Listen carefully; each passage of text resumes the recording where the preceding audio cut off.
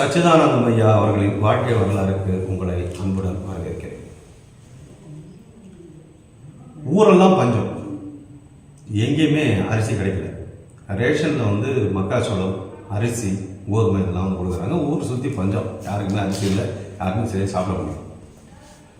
ஆனால் இங்கே கொடுவில்லாரப்பட்டியில் மட்டும் பார்த்தீங்கன்னா 3 வேளை எல்லாரும் வயிறாறு சாப்பிட்றாங்க, அரிசி சோறு சாப்பிட்றாங்க. இன்னும் சொல்ல போனால் கொடுவில்லாரப்பட்டியில் அன்னதானமே நடக்குது. அப்போது பார்த்தீங்கன்னா ரேஷன் கடையில் யாருமே பொருள் வாங்கணும்னு கவர்மெண்ட் ரிப்போர்ட் போகுது. என்னது இந்த ஊரில் மட்டும் இந்த மாதிரி இருக்குது அப்படின்னு விஷயம் போகும் இல்லை, எல்லாரும் அந்த மாதிரி போகுது, விஷயம் போகுது. போனவுடனே அரசு அதிகாரிகள்லாம் வராங்க. எப்படி நடக்குது அப்படின்னு சொல்லி கேட்குறாங்க. இங்கே ஒரு சாமியார் இருக்காரு, அவர் எல்லாருக்கும் அரிசி கொடுக்குறாரு. அப்போ இவரை சந்திக்கிறாங்க. அவர் வீட்டிலலாம் தேடுறாங்க, ஏதாவது இருக்கா, அரிசி ஏதாவது இருக்கா, என்ன ஏது அப்படின்னு அவங்க வீட்டிலலாம் தேடுறாங்க. தேடிட்டு இவரே கேட்குறாங்க, ஊரெல்லாம் பஞ்சமாக இருக்கும், உங்களுக்கு மட்டும் அரிசி எப்படி கிடைக்குது அப்படின்னும் போது அப்படி அண்ணாந்து கூரையை காட்டி எல்லாம் ஈசன் கொடுக்குறாங்க அப்படின்னு சொல்கிறாரு. சொல்லி முடித்த உடனே அந்த தளம் போட்ட வீடுன்னு சொல்லுவாங்க, அந்த வீட்டு கூரையிலிருந்து அப்படியே அரிசியாக கொட்டுது. அரிசியாக கொட்டுது. அப்படி கொட்டின அரிசி மொத்தம் 60 மூட்டை அரிசியாக கொட்டுது. இதை பார்த்த அரசு அதிகாரிகள் கொஞ்சம் பயந்தே போயிட்டாங்க.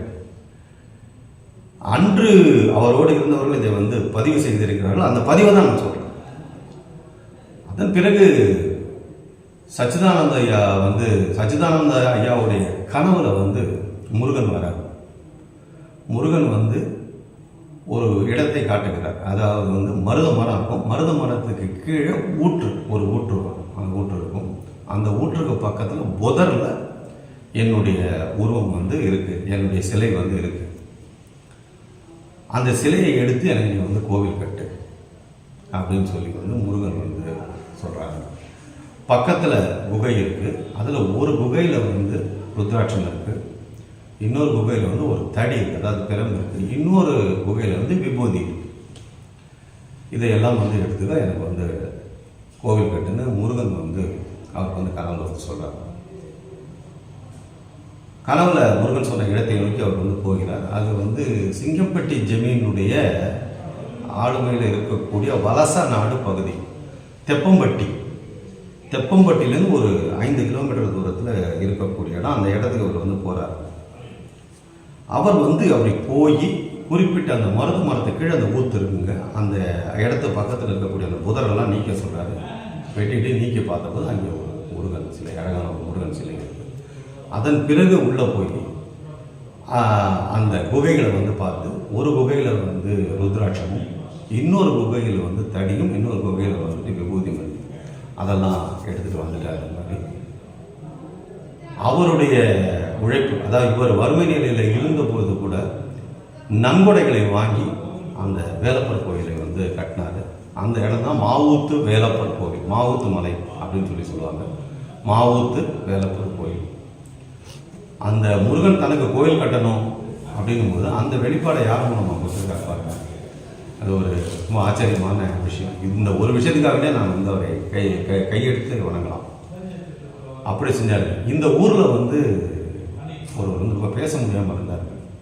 இந்த ஊரில் செஞ்ச அழகர்ராஜ்னு ஒரு 3 பேர் அவர் கணக்கு பிள்ளையாக இருந்தார் சுப்லாபுரத்தில். அவருடைய மருமகன் பேச முடியாமல் இருந்தார். அந்த ஊமையை பேச வைத்திருக்கிறார். வெறும் கொம்பை மட்டுமே ஊனி நடக்கக்கூடிய ஒரு முடவர் திறந்திருக்கிறார். அவரை சரி பண்ணி அவர் மலையேற வைத்திருக்கிறார். இன்னொரு முக்கியமான விஷயம், வடநாட்டிலேருந்து வந்த ஒரு பெரிய யோகி. அவர் ஆன்மீகத்தில் ஒரு நல்ல நிலையில் இருந்தார். ஆனால் அவர் மனசில் கர்வம் இருந்தது. அவர் சொல்கிறார், பகல்லே நான் நட்சத்திரத்தை காட்டுறேன் அப்படின்னு சொல்லி இவர்கிட்ட சொல்லியிருக்காரு. உன்னால் முடியுமான்னு கேட்டிருக்காரு. இது என்ன பெரிய விஷயம், தாராளமாக காட்டலாம்னு சொல்லி பகலை இருட்டாக்கி, பகலை இரவாக்கி அந்த இடத்துல அந்த நட்சத்திரத்தை காட்டியிருக்காரு. அப்புறம் அவருடைய கர்வம் மறைந்தது. இப்படி சச்சிதானந்த சுவாமி பல அற்புதங்கள் புரிஞ்சிருக்காரு. நேற்று இரவு இந்த இடத்துல ஒரு பக்தர் வந்தார். அவர்கிட்ட கேட்டேன், ஒரு 87வது வருஷத்துலேருந்து இந்த இடத்துல தொடர்பில் இருக்கார். அவர் ஒரு விஷயம் சொன்னார். தாத்தா சச்சிதானந்தம் சுவாமியை அவங்க தாத்தான்னு தான் சொல்லுவாங்க. தாத்தாவுடைய குரு பூஜைக்கு வரும்போது 85 வயசு, 80லேருந்து 85 வயசு இருக்கக்கூடிய பாட்டிகள்னு சொல்லுவாங்க, பெண்கள்.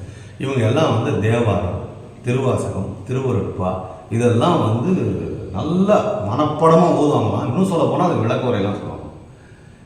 எப்படி இப்படிலாம் சொல்கிறீங்க அப்படின்னு சொல்லி வந்து கேட்டதுக்கு தாத்தா சொல்லி கொடுத்தாரு அப்படின்னு சொல்லி சொல்லுவாங்க. அதாவது வந்து ஒரு எளிமையான முறையில் பாமரனுக்கும் அந்த இறைவனுடைய அந்த செயல்களை இறைமை போய் சேர்றதுக்கு எவ்வளோ ஒரு அழகான ஒரு விஷயம் பண்ணியிருக்காரு. அதாவது ஆங்கிலத்தில் வந்து கம்யூனிகேஷன் ஸ்கில்ஸ் அப்படின்னு சொல்லி வந்து சொல்லுவாங்க. அதுவும் ஒரு யாரும் ஒன்றும் பெருசாக அதிகமாக படிச்சிருக்க மாட்டாங்க அந்த காலத்தில். பாடலை சொல்கிறது மட்டும் இல்லாமல் பாடலுக்கு விளக்க உரையும் வந்து சொல்லியிருக்காங்க. அந்த அளவுக்கு வந்து அவங்க மனசில் பதிகிற மாதிரி அந்த விஷயங்களை வந்து அவர் வந்து செய்திருக்கிறார்.